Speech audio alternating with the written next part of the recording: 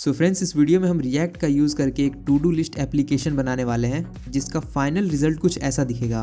And इस application के through आप अपने किसी भी टास्क को यहाँ पर लिख के लाइक न्यू टास्क एंड इस ऐड बटन पे क्लिक करके अपने इस टास्क को इस लिस्ट में ऐड कर सकते हो कुछ इस तरीके से। सो यहाँ हमारा ये नया टास्क ऐड हो चुका है एंड किसी भी टास्क को मार्क एज कंप्लीट कर सकते हो। अगर आपको कोई टास्क को डिलीट करना है तो वो काम भी आप इजीली कर सकते हो। सो इस एप्लीकेशन को हम इसी वीडियो में स्टार्ट से लेकर एंड तक कोड करने वाले हैं। And before starting the video मैं एक चीज़ आपको रिकमेंड करूंगा कि इस वीडियो को देखने के साथ साथ आप पैरेलली कोड तो करते ही रहना, बट साथ में एक और काम आप करना कि जब आप इस प्रोजेक्ट को कम्प्लीटली बना लो तो उसके बाद इस प्रोजेक्ट को खुद से एक बार रिक्रिएट करना, क्योंकि वहाँ पर ही आपको एक्चुअल में पता चलेगा कि आप कौन कौन से कॉन्सेप्ट पे फंस रहे हो। और अगर आप ये चीज़ करते हो तो आपके कॉन्सेप्ट और भी ज़्यादा स्ट्रांग हो जाएंगे। सो अब बिना किसी देरी के लेट्स स्टार्ट द वीडियो। सो यहाँ पर हम शुरुआत करेंगे रिएक्ट ऐप बनाने से। तो सबसे पहले अपने VS कोड का टर्मिनल ओपन करके यहाँ पर हम टाइप करेंगे npm create vite@latest एंड अपने प्रोजेक्ट का नेम, जैसे अभी हम अपने प्रोजेक्ट का नेम रख देते हैं to do app. Okay, and हम एंटर प्रेस करेंगे। देन यहाँ हम सिलेक्ट कर लेंगे रिएक्ट, देन जावास्क्रिप्ट। देन यहाँ हमसे पूछा जा रहा है कि हम लेटेस्ट वर्जन चाहते हैं या फिर स्टेबल वर्जन, तो यहाँ मैं लेटेस्ट वर्जन को सिलेक्ट कर लूँगा। देन यहाँ पर मैं येस पे क्लिक कर दूंगा कि रिएक्ट ऐप को क्रिएट करो एंड साथ के साथ सर्वर को भी स्टार्ट कर दो। तो यहाँ हमारा सर्वर स्टार्ट हो चुका है एंड अब सिंपली मैं कंट्रोल को प्रेस किए रहूँगा एंड इस लिंक पे क्लिक करूँगा तो मेरा जो रिएक्ट ऐप है वो वेबसाइट पे ओपन हो जाएगा। देन इसके बाद जो अनवांटेड चीज़ें होती हैं उन्हें हम रिमूव कर लेंगे। तो इस एप्लीकेशन में से सबसे पहले हम पब्लिक फोल्डर में से ये vite.svg को रिमूव करेंगे। देन src में हम एसेट्स को रिमूव करेंगे। app.css में से सारे स्टाइल को हटा देंगे हम। देन app.jsx में ये सारा जो कोड है इसे हम रिमूव कर देंगे।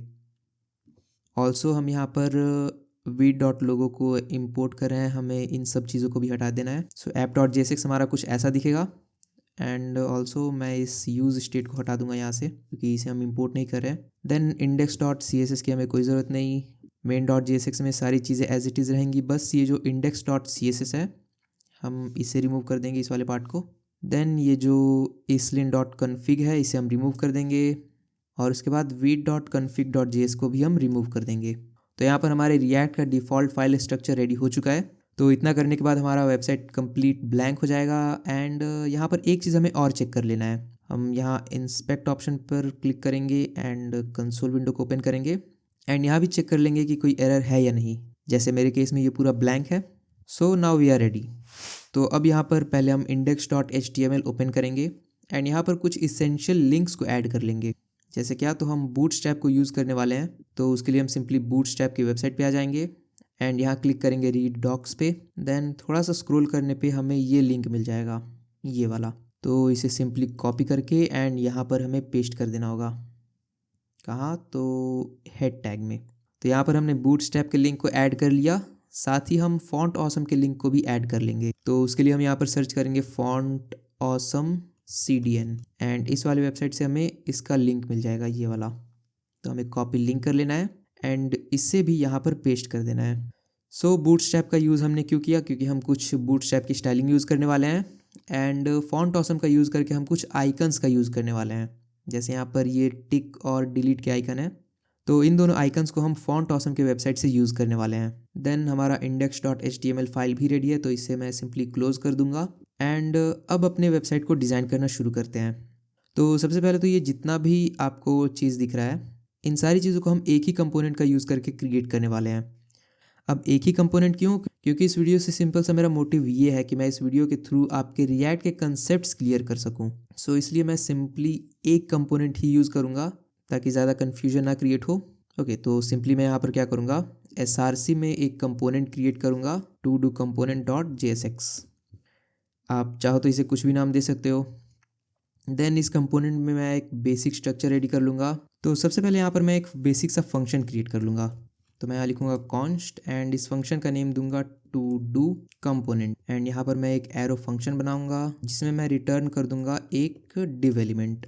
ओके, इसी डिव एलिमेंट में हमारे ये सारे कंपोनेंट्स आने वाले हैं एंड इस फंक्शन को यहाँ पर मैं एक्सपोर्ट भी कर लूँगा, export default to do component. Okay, तो ये हमारा एक कंपोनेंट हो गया एंड इस कंपोनेंट को हम यहाँ पर इस app.jsx में यूज़ करेंगे। तो सिंपली यहाँ पर मैं इंपोर्ट कर लूँगा to do component from /to do component। Okay, तो यहाँ से मैं इसे इंपोर्ट कर रहा हूँ एंड यहाँ पर इसे यूज़ कर लूँगा, to do component and slash. तो अब यहाँ पर मैं एक बेसिक सा ओवरव्यू दे देता हूँ कि हम इस प्रोजेक्ट में करने क्या वाले हैं। तो हमारे इस प्रोजेक्ट का जो सारा खेल है वो एक एरे पे होने वाला है। दैट मीन्स यहाँ पर हम एक एरे बनाएंगे सिंपल सा, और उस एरे में हमारे ये सारे टास्क होंगे, और उसी एरे का यूज़ करके हम इन सारे टास्क को इस वाले एलिमेंट में डिस्प्ले कराएंगे। उसी एरे का यूज़ करके इन सारे टास्क को डिलीट करेंगे, एंड यहाँ पर हम जो भी टास्क लिखेंगे हम इन सारे टास्क को उसी एरे में ऐड करेंगे। तो जो हमारा सारा खेल होने वाला है वो एक एरे पे होने वाला है, एंड प्रिसाइजली बताऊँ तो एक एरे पे और एरे अपडेशन पे खेल होने वाला है। एंड अपडेशन से आपको ये ध्यान में आ जाना चाहिए कि हम यहाँ पर यूज़ स्टेट हुक का यूज़ करने वाले हैं। सो सबसे पहले तो हम उसी को इंपोर्ट कर लेंगे।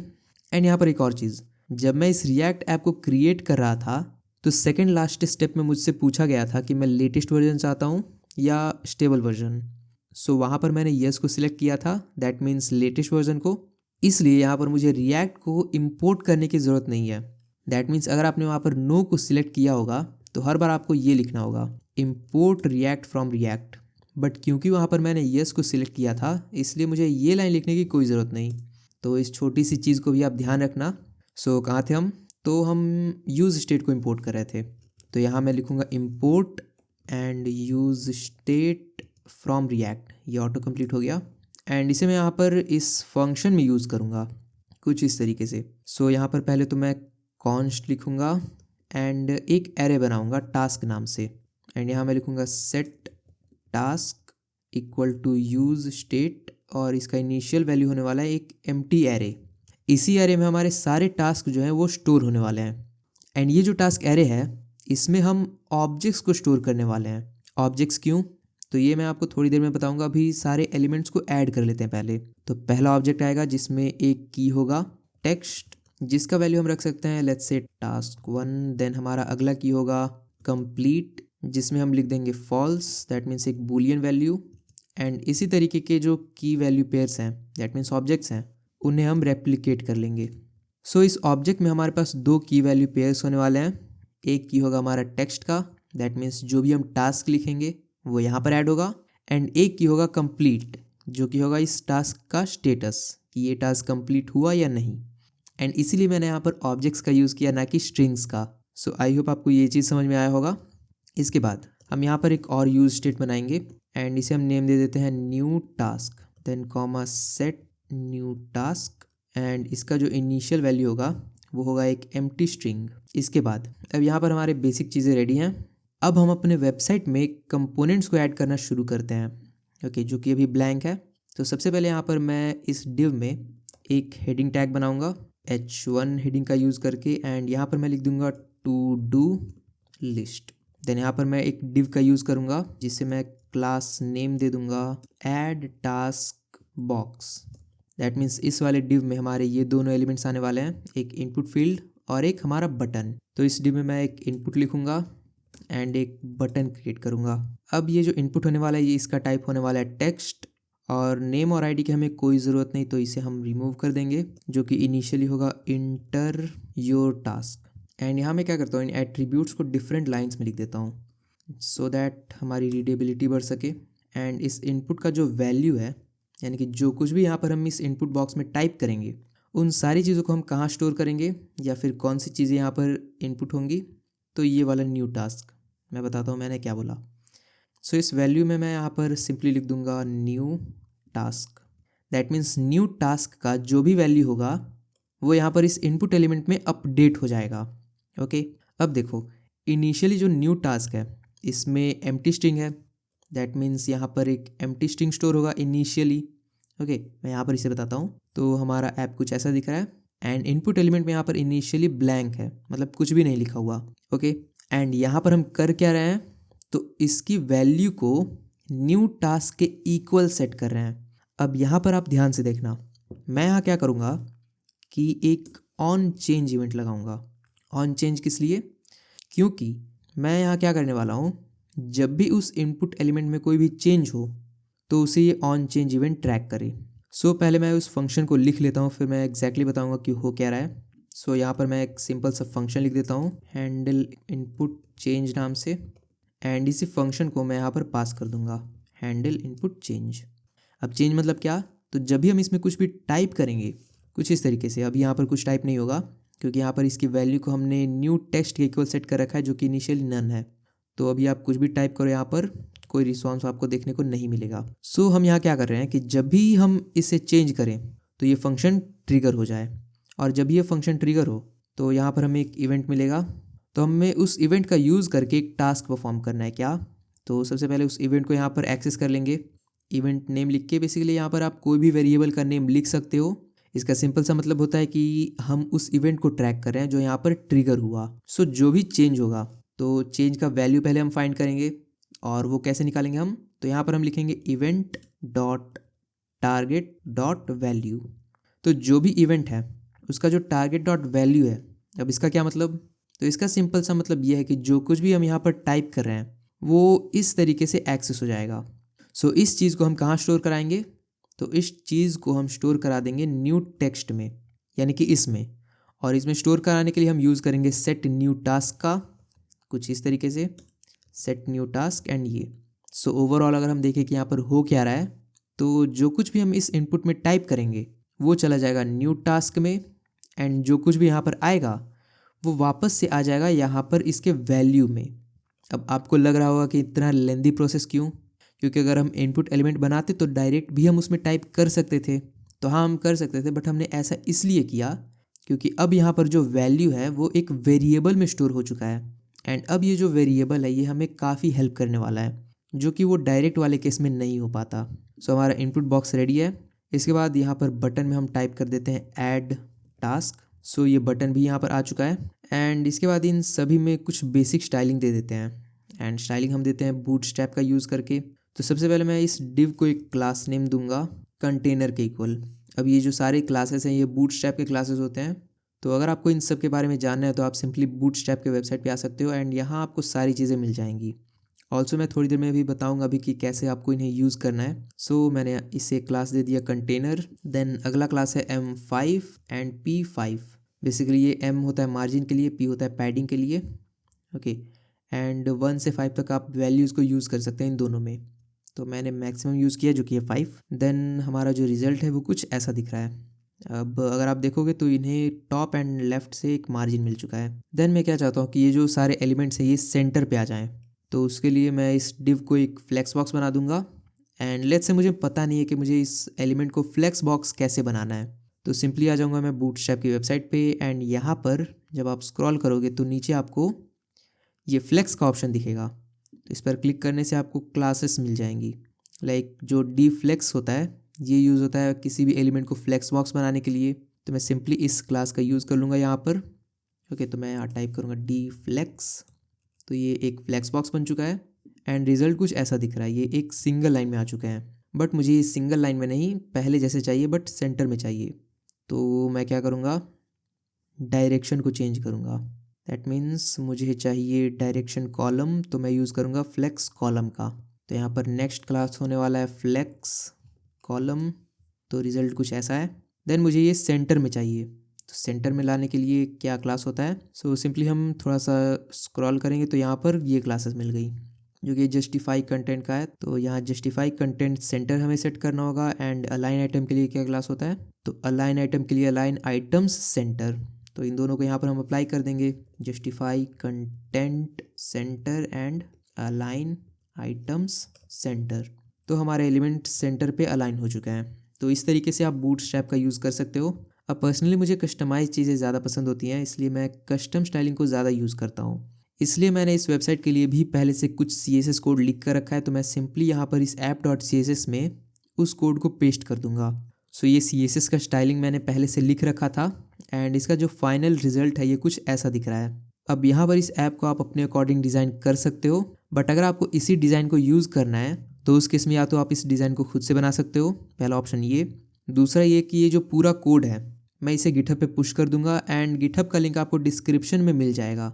तो वहाँ से आप इस कोड को एक्सेस कर सकते हो, एंड इस कोड को आप डायरेक्ट कॉपी पेस्ट कर सकते हो। अब इस CSS स्टाइलिंग में काफ़ी सारी चीज़ें ऐसी हैं जो मैंने पहले कई बार एक्सप्लेन कर दिया है। सो मैं दोबारा से इन सारी चीज़ों को रिपीट नहीं करूँगा, बट मैं कुछ इंपॉर्टेंट चीज़ों को एक्सप्लेन कर दूंगा यहाँ पर, जिससे कि हमारा ओवरऑल टाइम बचे। सो यहाँ पर सबसे पहले मैंने बैकग्राउंड को अप्लाई किया है बॉडी का यूज़ करके, एंड यहाँ आपको एक चीज़ ध्यान रखना है कि ये जो बैकग्राउंड का इमेज है मैंने इसे ऐड किया है CSS के थ्रू। अब इमेजेस को आप दो तरीके से ऐड कर सकते हो, एक CSS के थ्रू, एक HTML के थ्रू। HTML में आप इमेज टैग का यूज़ कर सकते हो एंड CSS में आप कुछ इस तरीके से इसे ऐड कर सकते हो। तो दोनों में डिफरेंस क्या है? तो CSS से ऐड करने का एक फ़ायदा ये होता है कि आप इन सारी प्रॉपर्टीज़ का यूज़ कर सकते हैं जो कि पोजीशनिंग में काफ़ी ज़्यादा हेल्प करती हैं। बट अगर आप HTML के थ्रू इमेजेस को ऐड करोगे तो ये प्रॉपर्टीज़ वर्क नहीं करेंगी। ओके, सो ये एक चीज़ हो गया। देन ये Z इंडेक्स की हमें कोई ज़रूरत नहीं, तो मैं इसे रिमूव कर देता हूँ। ऑल्सो पोजीशन रिलेटिव की भी कोई ज़रूरत नहीं। ओके, सो ये हमारा ओवरऑल कोड है। देन यहाँ पर ऑल टास्क यानी कि ये वाला जो सेक्शन होने वाला है, इसके बैकग्राउंड के लिए मैंने लीनियर ग्रेडियंट का यूज़ किया है। लीनियर ग्रेडियंट क्या होता है? तो यहाँ पर आप कलर्स को मिक्स करके यूज़ कर सकते हो। एंड पहले तो आप यहाँ पर मल्टीपल कलर्स डिफाइन कर सकते हो, जैसे कि मैंने यहाँ पर किया, और मैंने यहाँ पर 2 ही कलर्स डिफाइन किया। आप चाहो तो 2 से ज़्यादा भी कलर्स यूज़ कर सकते हो। एंड यहाँ पर आपको ग्रेडियंट का डायरेक्शन बताना होता है। जैसे आप चाहो तो लेफ़्ट की तरफ ग्रेडियंट करा सकते हो, राइट की तरफ ग्रेडियंट करा सकते हो, to left and to right का यूज़ करके। बट यहाँ पर मैंने 145 डिग्री एंगल का यूज़ किया है। That means something diagonally. That means इस कोने में पहला वाला कलर है एंड दूसरे कोने में दूसरा वाला कलर है, एंड ये दोनों कलर्स एक ग्रेडियंट पे हैं। दूसरा मैंने बैकड्रॉप फिल्टर का यूज़ किया है जो कि ब्लर करने के लिए यूज़ किया है मैंने। दैट मीन्स बैकग्राउंड में मैंने जो कलर्स यूज़ किया है उसकी तो पहले मैंने ट्रांसपेरेंसी को कम रखा है जिससे पीछे की चीज़ें दिख सकें, एंड बैकड्रॉप फिल्टर का यूज़ किया है मैंने चीज़ों को ब्लर करने के लिए। Then box shadow, colour, width, ये सब तो आपको पता ही होगा। देन एक और चीज़ यहाँ पर ओवरफ्लो, इसे मैंने सेट किया है ऑटो पे। दैट मीन्स अगर यहाँ पर बहुत सारे टास्क आ जाते हैं तो हमें एक स्क्रोलेबल फीचर दिख सके। दैट मीन्स यहीं पर ये बॉक्स के अंदर सारी चीज़ें स्क्रोल हो सके, ओवरफ्लो ना हो। देन आई थिंक बाकी सारी चीज़ें आपको समझ में आ जाएंगी। इन केस अगर आपको कोई पर्टिकुलर प्रॉपर्टी नहीं समझ में आता तो सिंपली आप अपने डाउट्स को कमेंट सेक्शन में शेयर कर सकते हो। ओके, सो हमने कस्टम स्टाइलिंग भी अप्लाई कर दिया एंड अब आ जाते हैं अपने टू डू कंपोनेंट पे। एंड यहाँ पर इस H1 के कलर को हम वाइट कर देंगे। तो अब हम क्या कर सकते हैं, इस टेक्स्ट को वाइट करने के लिए हम CSS का भी यूज़ कर सकते हैं, बूटस्ट्रैप का भी यूज़ कर सकते हैं। तो बूटस्ट्रैप ज़्यादा इजी है, तो यहाँ पर मैं सिंपली एक क्लास नेम दे दूँगा, और क्लास नेम क्या दूँगा, तो यहाँ से सर्च कर लेते हैं। तो यहाँ हम आ जाएंगे कलर्स में, एंड टेक्स्ट को कलर्स देने के लिए ये क्लासेस यूज़ होते हैं। जैसे हमें वाइट कलर देना है तो हम यूज़ करेंगे डॉट टेक्स्ट लाइट का। तो सिंपली यहाँ पर इस H1 में हम क्लास नेम दे देंगे टेक्स्ट लाइट, तो ये वाइट कलर का हो जाएगा। देन यहाँ पर ये जो इनपुट एलिमेंट है, देन इस इनपुट एलिमेंट को हम थोड़ा सा पैडिंग दे देंगे टॉप एंड बॉटम से। तो ये रहा ऐड टेक्स्ट बॉक्स, इसे हम एक और क्लास दे देंगे M5 का, मतलब मार्जिन 5। तो यहाँ एक मार्जिन मिल जाएगा। ऑल्सो इस बटन को भी हम स्टाइल दे देंगे। तो कैसे, तो हमने ऑलरेडी CSS को यूज़ कर रखा है, तो इसमें हमने ऐड बटन क्लास नेम से एक स्टाइल प्रिपेयर करके रखा है। सिंपली इस क्लास को मैं यहाँ पर यूज़ कर लूँगा बटन में। इस बटन को मैं एक क्लास दूंगा एंड यहाँ लिख दूंगा मैं ऐड बटन। तो इस बटन को भी एक स्टाइलिंग मिल चुका है एंड ये कुछ ऐसा दिख रहा है। इसके बाद जो भी हमारा यहाँ पर लिस्ट है पहले उसे ऐड कर लेते हैं, देन उसमें स्टाइलिंग भी ऐड कर देंगे। तो यहाँ पर सबसे पहले मैं एक OL टैग बना लूँगा, यानी कि ऑर्डर्ड लिस्ट, एंड इस ऑर्डर लिस्ट में हमारे लिस्ट आने वाले हैं। अब लिस्ट कौन कौन से, तो इस वाले एरे में जितने भी एलिमेंट्स हैं उतने ही हमारे पास यहाँ लिस्ट बनने वाले हैं। इसलिए यहाँ पर हम क्या करेंगे, यहाँ पर हम मैप फंक्शन का यूज़ करेंगे। दैट मीन्स इस OL टैग के अंदर पहले तो हम एक जावास्क्रिप्ट लिखेंगे एंड टास्क पर, ये टास्क कौन सा है, तो ये वाला, इस पर हम एक मैप फंक्शन लगाएंगे। तो टास्क डॉट मैप, देन यहाँ पर एक एरो फंक्शन आएगा जिसमें हम 2 वेरिएबल्स का यूज़ कर सकते हैं, एंड यहाँ पर हम एक एरो फंक्शन डिफाइन कर देंगे। ओके, अब देखो ये जो मैप फंक्शन है ये किस पे लगा है, तो ये एक एरे पे लगा है। और एरे की अगर हम बात करें तो उसमें 2 चीज़ें होती हैं, एक होता है एलिमेंट और एक उस एलिमेंट का इंडेक्स। तो यहाँ पर जो हम एरो फंक्शन यूज़ कर रहे हैं ये फंक्शन हमें उन दोनों एलिमेंट का एक्सेस देता है। दैट मीन्स अगर यहाँ पर मैं कोई भी रैंडम वेरिएबल लिख दूँ तो ये वेरिएबल किसे डिफाइन करेगा, तो ये वेरिएबल जो है ये इस एरे के एलिमेंट को रेफ़र करेगा।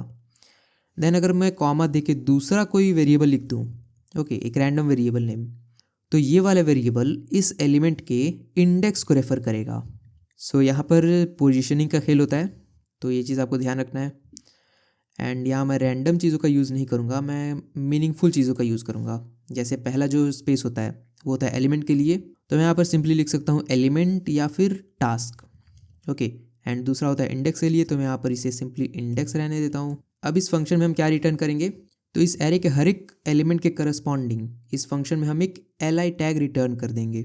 सो अब हम यहाँ क्या लिखेंगे, रिटर्न और एक li टैग। तो यहाँ पर हम जावास्क्रिप्ट लिखने वाले हैं, इसलिए कर्ली ब्रेसेस में लिखेंगे टास्क्स डॉट मैप। तो यहाँ पर एक मैप फंक्शन आएगा जिसके अंदर हम एक एरो फंक्शन डिफाइन करेंगे एंड इस एरो फंक्शन के अंदर हम रिटर्न करा देंगे एक li टैग। ओके, एंड एक चीज़ आप ध्यान रखना कि जब भी आप रिएक्ट में किसी फंक्शन के अंदर कोई HTML टैग रिटर्न कराना चाहते हो तो उस केस में आप सिंपली एक टैग का ही यूज़ कर सकते हो। ओके, जैसे यहाँ पर मैंने li रिटर्न कराया तो इस li के साथ मैं कोई और टैग रिटर्न नहीं करा सकता। जैसे अगर मैं दोबारा एक li लिख दूँ तो ये मुझे एक एरर देगा। दैट मीन्स फंक्शन के अंदर आप एक ही टैग को रिटर्न करा सकते हो, ये चीज़ आप ध्यान रखना। बट हाँ, इस टैग के अंदर आप मल्टीपल टैग्स लिख सकते हो, ये अलाउड होता है। सो यहाँ पर हम क्या कर रहे हैं, इस टास्क में जितने भी एलिमेंट्स हैं उन सब एलिमेंट के करस्पॉन्डिंग एक li टैग रिटर्न करा रहे हैं। देन क्योंकि यहाँ पर जो मैप फंक्शन है उसे हमने अप्लाई किया है एक एरे पे, तो ये मैप फंक्शन हमें दो वेरिएबल्स प्रोवाइड करता है, एक एलिमेंट और एक इंडेक्स। दैट मीन्स यहाँ पर मैं सिंपली लिख देता हूँ टास्क एंड इंडेक्स। अब इसका मतलब क्या, तो ये जो पहला पोजीशन होता है ये रेफ़र करता है इस एरे के एलिमेंट्स को और दूसरा पोजीशन रेफ़र करता है उस एलिमेंट के इंडेक्स को। ओके, अब यहाँ पर खेल पोजीशन का होता है ना कि वेरिएबल्स के नेम का। ओके, इसलिए मैं यहाँ पर कोई भी वेरिएबल नेम लिख सकता हूँ बट पोजीशन आपको ध्यान रखना है। देन इस li टैग में मैं एक की डिफाइन करूँगा और की होगा हमारा इंडेक्स। अब की किस लिए, तो यहाँ अगर आप देखो तो हमारे पास मल्टीपल टास्क हैं। ओके, और लेट्स से मुझे ये वाला टास्क डिलीट करना है, तो मुझे कैसे पता चलेगा कि मुझे यही टास्क डिलीट करना है, तो उसके लिए मुझे इस टास्क को एक यूनिक की प्रोवाइड करना होगा। ओके, अब ये जो यूनिक की है उसे हम डिफरेंट तरीके से प्रोवाइड कर सकते हैं, बट यहाँ पर मैं क्या करूँगा, यहाँ पर जो भी एलिमेंट है मैं उसके इंडेक्स को एज अ की यूज़ करूँगा। जैसे इसका इंडेक्स क्या होगा 0 1 2, तो इसका इंडेक्स होगा 2, तो उसी 2 को मैं इसका की बना दूंगा। सिंपल सा कहानी ये है, एंड यही जो की है ये एलिमेंट्स को डिलीट करने में हेल्प करेगा। अब इस li टैग में क्या होने वाला है, तो इसके लिए हम टास्क को देखते हैं।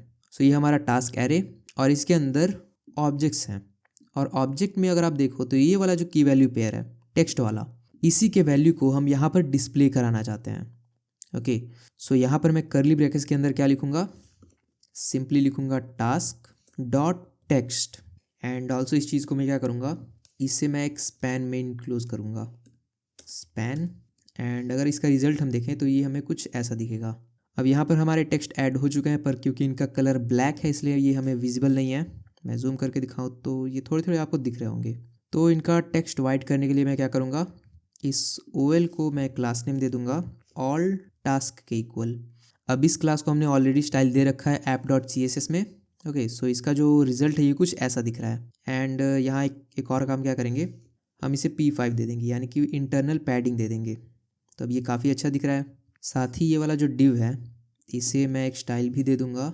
स्टाइल में मैं दूँगा हाइट इक्वल टू 85 VH के इक्वल। सो हाइट देने से इसका स्टाइल कुछ ऐसा दिख रहा है। इसके बाद बाकी चीज़ों को भी ऐड कर लेते हैं। तो पहले तो हम क्या करेंगे, इस li के अंदर एक स्पैन है जिसके अंदर ये टेक्स्ट लिखा हुआ है, एंड यहाँ पर हम एक और काम करेंगे, एक और स्पैन बनाएंगे एंड इस स्पैन के अंदर ये वाला चीज़ स्टोर होगा। देन यहाँ पर मैं एक डिव बनाऊंगा जिसे मैं क्लास दे दूंगा टास्क ऑप्शंस, एंड अगेन इस क्लास नेम से ऑलरेडी यहाँ पर मैंने स्टाइल को ऐड कर रखा है। ओके, और इसमें मैं क्या करूँगा, इन आइकन्स को ऐड करूँगा। तो आइकन्स को ऐड करने के लिए आपको आ जाना है फॉन्ट ऑसम के वेबसाइट पे, एंड यहाँ आपको सर्च करना है चेक के लिए। तो पहला हम ये वाला आइकन यूज़ करेंगे। सो सिंपली मैं इसे करूँगा कॉपी एंड यहाँ पर पेस्ट, कुछ इस तरीके से। देन एक और आइकन को मैं यूज़ करूँगा जो कि है डिलीट, या इसे हम ट्रैश से भी सर्च कर सकते हैं। सो ये वाला आइकन काफ़ी बेटर है, तो इसे मैं करूँगा कॉपी एंड यहाँ पर पेस्ट। सो हमारा फाइनल रिज़ल्ट कुछ ऐसा दिख रहा है, एंड इन सभी चीज़ों को एक लाइन में भी ला देंगे। तो उसके लिए हम क्या करेंगे, हम सिंपली ये वाला जो मेन स्पैन है इससे एक फ्लेक्स बॉक्स बनाएंगे। तो उसके लिए हम यहाँ पर क्लास नेम ऐड करेंगे dflex का, तो ये एक फ्लेक्स बॉक्स बन जाएगा। देन इन सारे ऑप्शन को हमें लास्ट में शिफ्ट करना है, तो उसके लिए हम यहाँ क्या करेंगे, हम इसे क्लास देंगे जस्टिफाई कंटेंट बिटवीन। तो ये जो एलिमेंट्स है ये लास्ट में शिफ्ट हो जाएंगे। ऑल्सो यहाँ पर हम क्या करेंगे कि इस स्पैन के बाद एक हॉरिजॉन्टल लाइन ऐड कर देंगे HR टैग का यूज़ करके। ओके, सो सभी टास्क के बाद एक हॉरिजॉन्टल लाइन आ जाएगा कुछ इस तरीके से। देन इन आइकन्स में हम क्या करेंगे, इनमें भी हम कुछ क्लासेस को ऐड करेंगे। जैसे एक क्लास होगा px4, p का मतलब होता है पैडिंग और x का मतलब x डायरेक्शन में। तो x डायरेक्शन में यहाँ पर मैंने पैडिंग ऐड किया 4 के इक्वल, तो यहाँ कुछ स्पेसेस ऐड हो जाएंगे। देन इन दोनों को हम एक एक आईडी देंगे। जैसे इसे हम आईडी देंगे डन के इक्वल। अब डन आईडी से मैंने यहाँ पर स्टाइल को ऐड कर रखा है, इसलिए यहाँ पर कुछ ऐसा स्टाइल ऐड हो जाएगा। ओके, सिमिलरली यहाँ पर इस ट्रैश के लिए भी हम एक आईडी देंगे डिलीट के इक्वल, तो ये कुछ ऐसा दिखेगा। सो हमारे ऐप का डिज़ाइन रेडी है। अब हम बात करते हैं फंक्शनैलिटी के ऊपर। तो सबसे पहला काम क्या होगा कि हम इस चीज़ को एक्टिव बनाएंगे कि जो कुछ भी हम यहाँ पर टाइप करें और ऐड पे क्लिक करें, तो ऐड पे क्लिक करते ही यहाँ पर वो ऐड हो जाना चाहिए। तो पहले ये काम कर लेते हैं। उसके लिए हम क्या करेंगे, ये जो ऐड टास्क बटन था इस पर हम एक इवेंट हैंडलर लगाएंगे ऑन क्लिक, यानी कि जब भी इस पर क्लिक हो तो एक फंक्शन ट्रिगर हो जाना चाहिए ऐड टास्क नाम का। ओके, एंड इस फंक्शन को हम यहाँ पर डिफाइन भी कर लेंगे, फंक्शन ऐड टास्क। और इस फंक्शन में हम क्या करेंगे, हम इस टास्क को अपडेट कर देंगे। कैसे, तो हम सिंपली यहाँ पर लिखेंगे सेट टास्क एंड इसमें हम लिखेंगे डॉट डॉट डॉट टास्क। अब इसका क्या मतलब, तो टास्क में पहले से जितनी भी चीज़ें हैं उन्हें तो रखेंगे ही रखेंगे, उनके अलावा हम और क्या करेंगे, उनके अलावा हम एक नया ऑब्जेक्ट ऐड करेंगे जिसमें टेक्स्ट का वैल्यू होगा इस न्यू टेक्स्ट के इक्वल एंड कंप्लीट का वैल्यू इनिशियली होगा फॉल्स के इक्वल। अब देखो, ये जो न्यू टेक्स्ट हमने सेट किया था इसमें कौन सा वैल्यू आ रहा था, तो जो कुछ भी हम यहाँ पर टाइप करेंगे वो यहाँ पर आ जा रहा था। तो इसी वैल्यू को अब हम क्या करेंगे, इस सेट टास्क में अपडेट कर देंगे। सो अब जब भी हम यहाँ पर कुछ टाइप करेंगे और ऐड बटन पर क्लिक करेंगे तो वो चीज़ यहाँ पर ऐड हो जाएगा, जैसे कि आप यहाँ पर देख सकते हो। ओके, लेकिन अब यहाँ अगर आप एक चीज़ देखो तो ये यहाँ तो ऐड हो गया बट यहाँ से रिमूव भी हो जाना चाहिए। तो इसके लिए हम क्या करेंगे, हम सिंपली सेट न्यू टास्क को वापस से एम्प्टी पे सेट कर देंगे, यानी कि इसके वैल्यू को वापस से एम्प्टी कर देंगे। कब, जब ये टास्क परफॉर्म हो जाएगा तब। तो अब जब मैं यहाँ पर एक रैंडम टेक्स्ट लिखूँगा और ऐड टास्क करूँगा तो ये टास्क ऐड हो गया एंड यहाँ से ये वैल्यू भी डिलीट हो गया। बट यहाँ पर एक चीज़ रॉन्ग है, क्या, कि जब कोई रैंडमली इस ऐड बटन पे क्लिक करेगा तो कुछ इस तरीके का ब्लैंक टास्क क्रिएट होता जाएगा। जैसे मैं जितने भी बार यहाँ पर क्लिक करूँगा उतने टास्क यहाँ मेरे क्रिएट होते जाएंगे। तो यहाँ पर इस काम को करने के लिए हमें सबसे पहले ये चेक करना होगा कि क्या जो न्यू टास्क का वैल्यू है उसमें कुछ कंटेंट है भी या नहीं। तो उसके लिए हम यहाँ पर सिंपली एक इफ़ स्टेटमेंट लिखेंगे और यहाँ पर चेक करेंगे कि new task not equal to होना चाहिए एम्प्टी स्ट्रिंग के। तो अगर वो एक एम्प्टी स्ट्रिंग नहीं है तब ये टास्क परफॉर्म करो एंड ये टास्क परफॉर्म करने के बाद सेट न्यू टास्क को एम्प्टी कर दो। ओके, सो अब देखते हैं कि जब हम इस पर रैंडमली क्लिक करेंगे तब कुछ नहीं होगा, बट अगर हम यहाँ पर स्पेसेस एंटर कर दे तो अब तो ये एम्प्टी स्ट्रिंग नहीं है, इसमें बहुत सारे स्पेसेस हैं। तो इस केस में हम इस टास्क को ऐड कर पाएंगे एंड ये भी एक गलती है। तो इसे कैसे इम्प्रूव करें, तो उसके लिए हम क्या कर सकते हैं, डॉट ट्रिम का यूज़ कर सकते हैं, डॉट ट्रिम मेथड। ये डॉट ट्रिम क्या करता है, जो एक्स्ट्रा स्पेसेस होते हैं उन्हें रिमूव कर देता है। तो हम यहाँ पर सिंपली एक्स्ट्रा स्पेसेस को रिमूव करके ये चेक कर रहे हैं कि स्पेस रिमूव करने के बाद क्या वो स्ट्रिंग एम्प्टी के इक्वल है या नहीं। अगर है तो ये टास्क परफॉर्म मत करो, अगर नहीं है तो ये टास्क परफॉर्म कर दो। तो अब अगर हम कितने भी स्पेसेस एंटर करें और ऐड करें तो यहाँ पर कोई भी टास्क ऐड नहीं होगा एंड ऑल्सो अगर हम सिंपली इस बटन पे भी क्लिक करें तो भी कोई टास्क ऐड नहीं होगा। बट अगर हम यहाँ पर कोई एक रैंडम टास्क लिख दें लाइक न्यू टास्क, ओके, तो यहाँ पर हमने एक रैंडम स्ट्रिंग लिख दिया, तो अब हम इस टास्क को यहाँ पर ऐड कर पाएंगे। तो अब हमारा ऐड टास्क अच्छे से वर्क कर रहा है। इसके बाद हम इस कंप्लीट बटन को एक्टिव बनाते हैं। इसके लिए हम क्या करेंगे, हमने यहाँ पर ये आइकन डिफाइन किया था कंप्लीट बटन यानी डन बटन, इसमें हम एक इवेंट हैंडलर लगा देंगे ऑन क्लिक। तो जब भी इस पर क्लिक हो तो एक फंक्शन एक्टिव हो जाना चाहिए और इसमें हम एक फंक्शन पास कर देंगे लेट्स से डन टास्क, और यहाँ पर एक डन टास्क डिफाइन भी कर लेंगे। Okay, function done task. अब हम यहाँ पर सिंपली क्या करेंगे कि जो भी टास्क पर हम क्लिक करें, जैसे कि इस वाले टास्क के करस्पॉन्डिंग जो बटन है उस पर अगर हम क्लिक करें तो सिंपली उसका जो कंप्लीट स्टेटस है उसे हम फॉल्स से ट्रू कर देंगे। एंड उसके लिए हम यहाँ पर क्या करना होगा, इस फंक्शन में एक आर्ग्यूमेंट भी लेना होगा इंडेक्स। इसी इंडेक्स के बेसिस पे हम ये ट्रैक करेंगे कि किस टास्क को डन करना है। सो यहाँ पर हम इस फंक्शन में पहले तो एक वेरिएबल बनाएंगे कॉन्स्ट का यूज़ करके, जिसे हम नेम दे देते हैं अपडेट टास्क। ओके, एंड यहाँ पर हम लिखेंगे टास्क डॉट मैप एंड एक फंक्शन आएगा एरो फंक्शन। एंड यहाँ क्या होगा, तो ये जो मैप फंक्शन है पहले तो इसके अंदर हम वेरिएबल्स भी डिफाइन कर देते हैं। तो अगेन ये जो मैप फंक्शन है ये अप्लाई हुआ है टास्क पे, जो कि एक एरे है। तो हमें यहाँ पर दो वेरिएबल्स मिलेंगे, एक मिलेगा इस एरे का एलिमेंट और एक उस एलिमेंट का इंडेक्स। तो इन्हें हम एक्सेस कर लेंगे। तो उसके लिए यहाँ पर मैं एक लिखता हूँ टास्क कॉमा आई होगा हमारा इंडेक्स। ओके, मैंने इंडेक्स इसलिए नहीं लिखा क्योंकि पहले से हम यहाँ पर एक इंडेक्स यूज़ कर रहे हैं। सो मैप फंक्शन क्या करेगा, इस एरे में सारे एलिमेंट्स पर ट्रेवर्स करेगा एंड हम यहाँ क्या करेंगे, जब भी आई का वैल्यू इक्वल टू हो जाए इंडेक्स के, यानी कि जो हमारा टारगेट है, तब एक टास्क परफॉर्म करो। क्या, सिंपली रिटर्न कर दो सारे टास्क के एलिमेंट को एंड जो टास्क हमें यहाँ पर मिला उसका जो कंप्लीट स्टेटस है उसे उल्टा कर दो टास्क डॉट।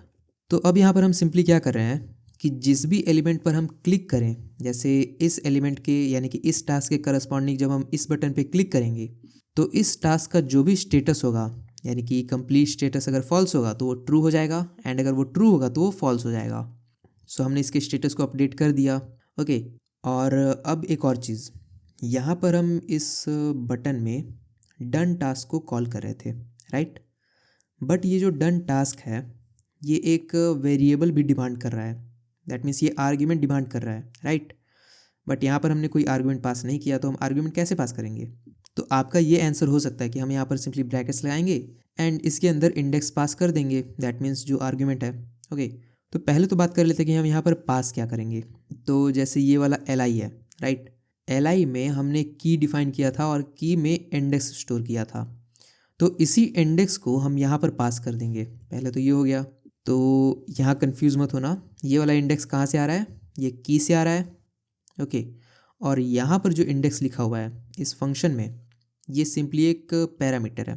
ओके, सो अब दूसरी बात कि क्या हम ये सिंटेक्स लिख सकते हैं, क्या ये वैलिड है। तो आंसर है नहीं। जब भी यहाँ पर हम किसी फंक्शन को कॉल करते हैं तो सिर्फ हम उसका नेम लिख सकते हैं, उसमें कोई भी पैरामीटर पास नहीं कर सकते। तो अगर हमें पैरामीटर पास करना हो तो हम कैसे करेंगे, तो उस केस में हम यहाँ पर कुछ ऐसा तिगड़म लगाते हैं। हम यहाँ पर एक एरो फंक्शन लिखते हैं एंड इस एरो फंक्शन के अंदर हम इस फंक्शन को कॉल कर देते हैं। तो यहाँ पर एक्चुअल में हुआ क्या कि बाय डिफ़ॉल्ट यहाँ पर ये वाला फंक्शन कॉल हो रहा है एंड इस फंक्शन में हमने कोई भी आर्ग्यूमेंट को पास नहीं किया, दैट मीन्स ये रिएक्ट के रूल्स को वायलेट नहीं करेगा। बट इसके अंदर जो फंक्शन कॉल हुआ उसके अंदर हम आर्ग्यूमेंट्स को पास कर सकते हैं। सो जब भी आपको आर्ग्यूमेंट्स को पास करना है तो आप ये सिंटेक्स फॉलो करोगे, ये चीज़ आप ध्यान में रखना। अब हमने यहाँ पर क्या किया, हमने यहाँ पर सिर्फ स्टेटस को अपडेट किया है। दैट मीन्स जैसे अगर मैं इस बटन पे क्लिक करूँगा तो इस टास्क के करस्पॉन्डिंग जो स्टेटस होगा इसका वो चेंज हो जाएगा। जैसे इनिशियली ये फॉल्स है तो इस पर क्लिक करते ही इसका जो कंप्लीट स्टेटस था वो फॉल्स से हो जाएगा ट्रू।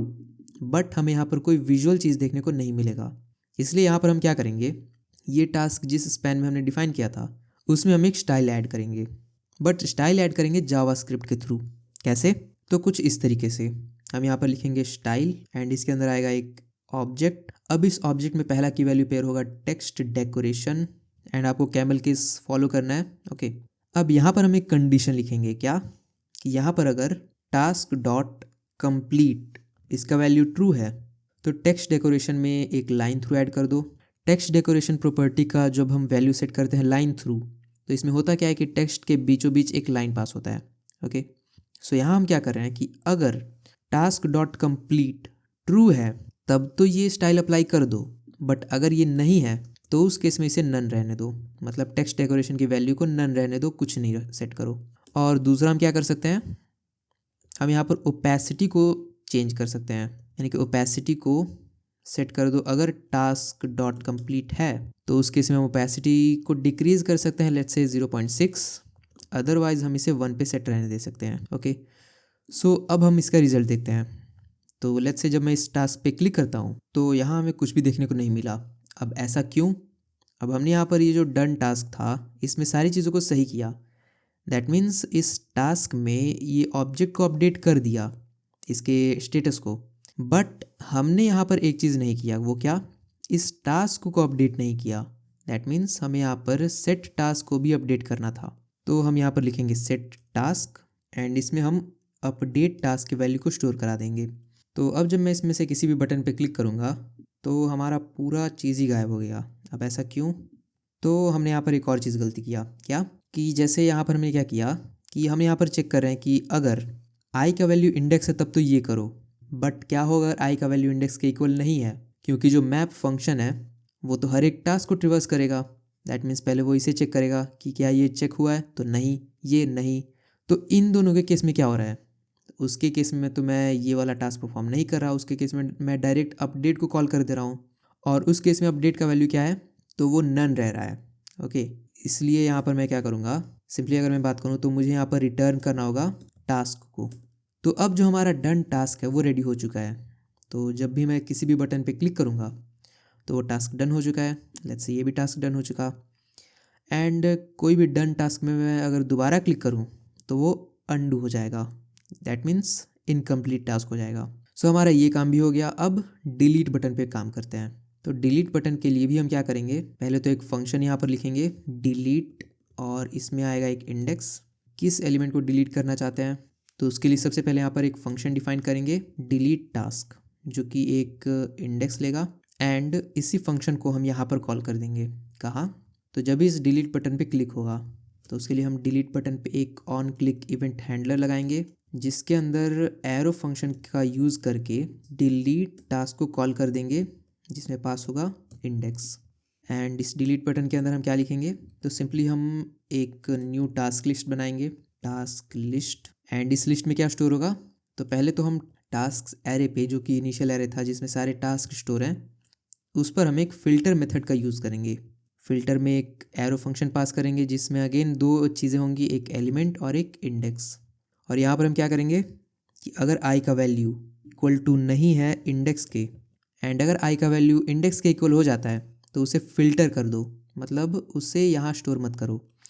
सिंपली अगर मैं बताऊँ तो यहाँ पर टास्क के सारे वैल्यू स्टोर हो जाएंगे, बस वो वैल्यू स्टोर नहीं होगा जिसका इंडेक्स इसके इक्वल होगा। एंड ये करने के बाद सेट टास्क के अंदर मैं इस न्यू टास्क लिस्ट को स्टोर कर दूंगा, दैट मीन्स अपडेट कर दूंगा। सो अब जब भी मैं किसी भी टास्क पे क्लिक करूँगा, दैट मीन्स किसी भी टास्क के डिलीट बटन पे, तो वो डिलीट हो जाएगा कुछ इस तरीके से। एंड ये सारे टास्क एक ही नेम के हैं तो ये पता नहीं चल रहा, तो मैं क्या करता हूँ, अलग अलग नाम के टास्क क्रिएट करता हूँ। लेट्स से एक हो गया टास्क 1 एंड ऐड टास्क, ये हो गया हमारा न्यू टास्क। तो जब मैं टास्क 1 को डिलीट करूँगा तो ये डिलीट होगा, एंड जब मैं न्यू टास्क को डिलीट करूँगा तो ये भी डिलीट हो जाएगा। सो अब हमारे सारे बटन्स वर्किंग हैं।